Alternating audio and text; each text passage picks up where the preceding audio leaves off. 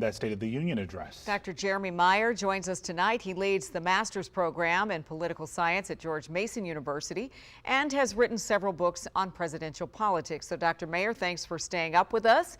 We heard a lot of talk tonight about the strength of our economy. We heard a lot about our affordability. The president says things are roaring, everything's great. Did his remarks line up with what we believe everyday Americans are feeling? Well, I don't think they did on several key points. So let me just say from the start, though, I think it was by far his best State of the Union. And anyone who thought that he was in decline or mentally not sharp, he really did a lot to help his case on those points. But on the actual question of facts, he said when he was inaugurated, we had record inflation. Inflation right now is right about just a little bit lower than it was on the day Trump was inaugurated. So he hasn't really done it, and prices aren't plummeting like he said they were. So on the affordability agenda, he really had some major misstatements, or maybe even we would call them lies. All right, Dr. Meyer, so the president, he spoke about cutting crime in D.C. He said there's essentially no crime in the district at all. It's a message he's been touting since the surge in federal law enforcement last summer. We've been reporting here at WUSA 9 for quite a while now that those numbers just don't add up. So who is the president trying to reach? Who is he talking to when he continues to make this statement? Well, he wants people to give him credit for the National Guard deployment, and I think that did affect crime somewhat in D.C., but, you know, the murder rate right now in D.C. is not even as low as it was as recently as Obama's presidency. If you look at the number of homicides, he had as few as 88 in one of his years. So the president is exaggerating, and he's always exaggerated, and his critics call it lies, and his supporters say, oh, well, he comes from real estate, so, you know, he's not a professional politician, so he's always been an exaggerator.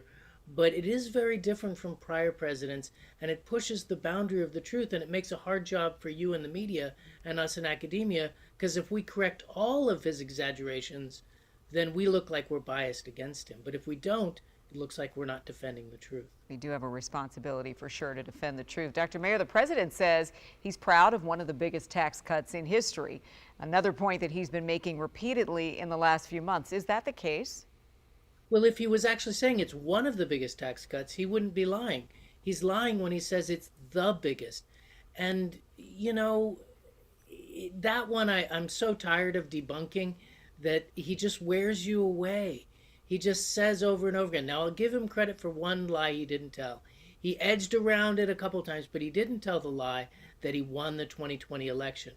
But one of the things he said that is probably the most disturbing lie of all is that he accused the Democrats of wanting to cheat in 2026, and that they always cheat.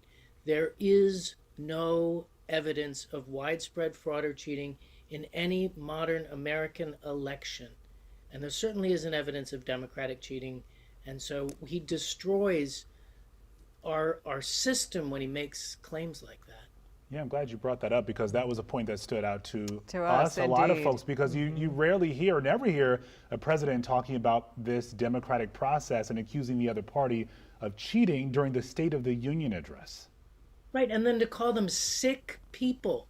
You know, you can go back through the statements of every modern American president. No one has ever looked at the other side of the aisle and called them sick, disgusting people who should be ashamed of themselves. How do we bring our nation together if our number one leader says such horrifying rhetoric? Yeah, there has been a normalizing of different language for sure. Dr. Jeremy Meyer, political science professor and author from George Mason, thanks for joining us tonight.